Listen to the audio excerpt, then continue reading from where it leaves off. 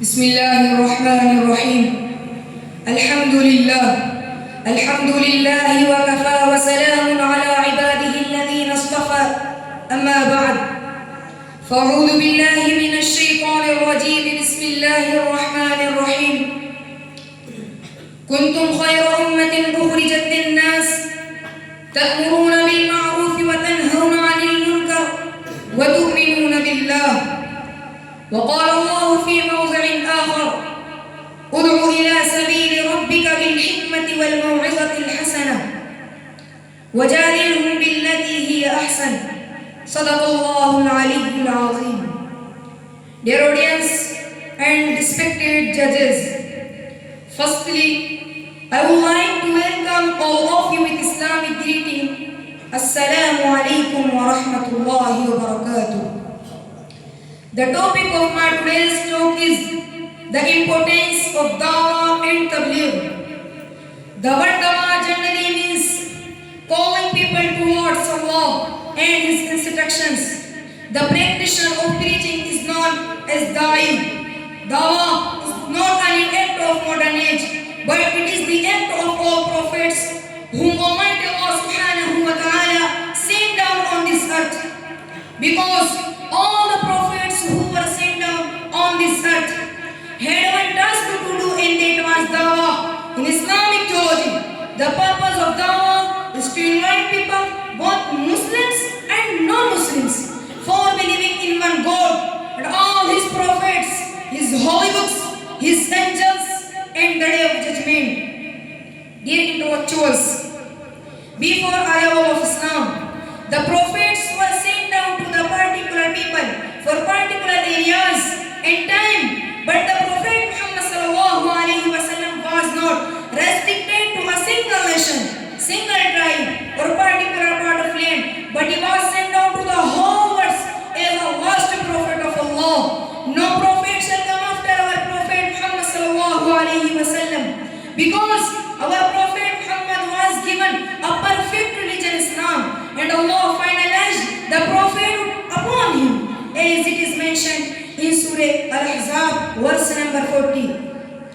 ما كان محمد أبا أحد من رجالكم ولكن رسول الله وخاتم النبيين. The Prophet Muhammad is not the father of any human, but is the messenger of Allah and seal of the prophets. Dear audience, we are followers of the Prophet Muhammad sallallahu alaihi wasallam, and Allah regarded Islam as a global and perfect religion for mankind. That's why the responsibility of continuing this work and conveying the message of Islam to the whole world falls on our shoulders, and it's the responsibility of every Muslim to preach Islam as it is directed in Surah An-Nahl, verse number 125.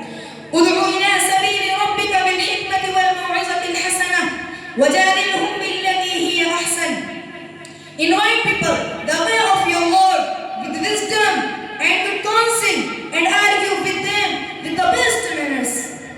Dear intellectuals, thus Almighty Allah subhanahu wa ta'ala has honored this Muslim ummah by appointing this humble work, as Allah subhanahu wa ta'ala mentioned in Surah Al-Imran, verse number 110. كنتم خير أمة أخرجت للناس تأمرون بالمعروف وتنهون عن المنكر وتؤمنون بالله. You are the best nation produced for mankind. You are that is right and forbid, that is wrong and believe in Allah. In the light of this verse, the position of the Muslim ummah is clear. It is the ummah in which the prophets desire to come in.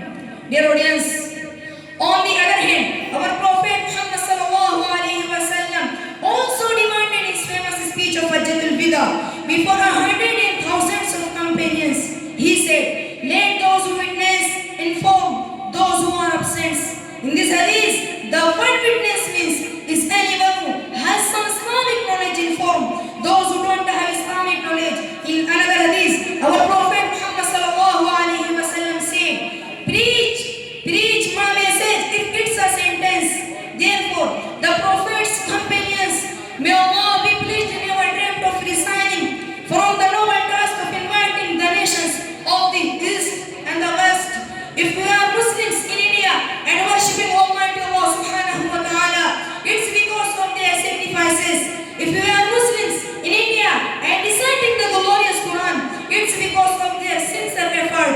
If we are learning and practicing the teaching of the Prophet Muhammad sallallahu alaihi wasallam, it's because of their dedications and the dedicated their lives in preaching Islam.